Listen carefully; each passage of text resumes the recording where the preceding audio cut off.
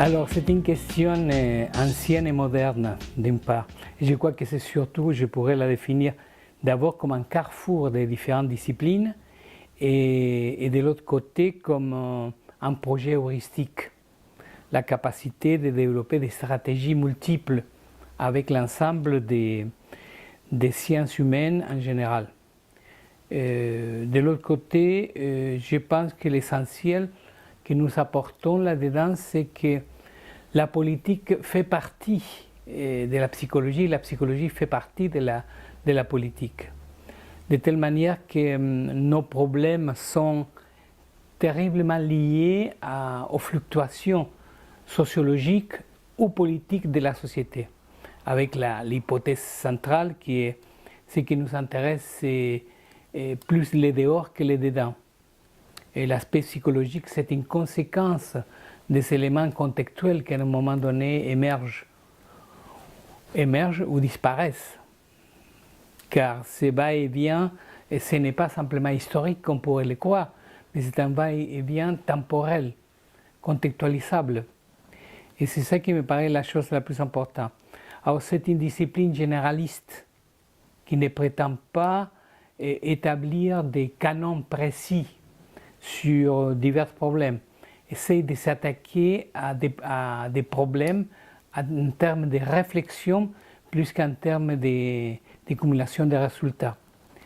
Donc de l'autre côté, je dirais que c'est une réponse qui est directement liée à la crise des sociétés et à la crise de la psychologie.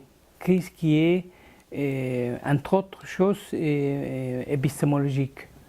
Autrement dit, on est passé, ou on est en train de passer dans une perspective qui est moderne, donc avec tous les paradigmes qui enferment la modernité, avec les modèles scientifiques comme point d'ancrage, vers une autre chose que je ne pourrais pas appeler postmodernité, mais qui s'achemine à une rupture des schémas sociaux.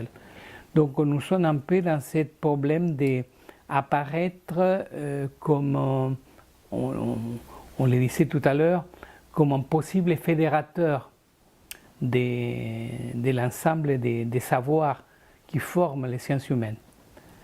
Nous nous posons la question un peu à contre-courant, mais contre ne veut pas dire anti, contre c'est à côté de. Donc nous sommes à côté de ce qui est aujourd'hui la psychologie sociale officielle.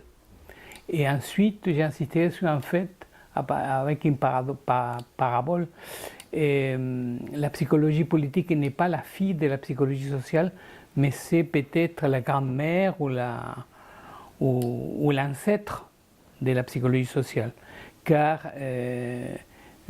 quand dans la recherche qui actuellement se développe, et que moi je lui donne beaucoup d'importance, c'est de revenir aux sources de ce qui a été la réflexion à la fois sociologique et psychologique, de telle manière qu'à un moment donné on en parlera de qui sont les référents ou les auteurs intéressants, et là je pourrais remonter très loin.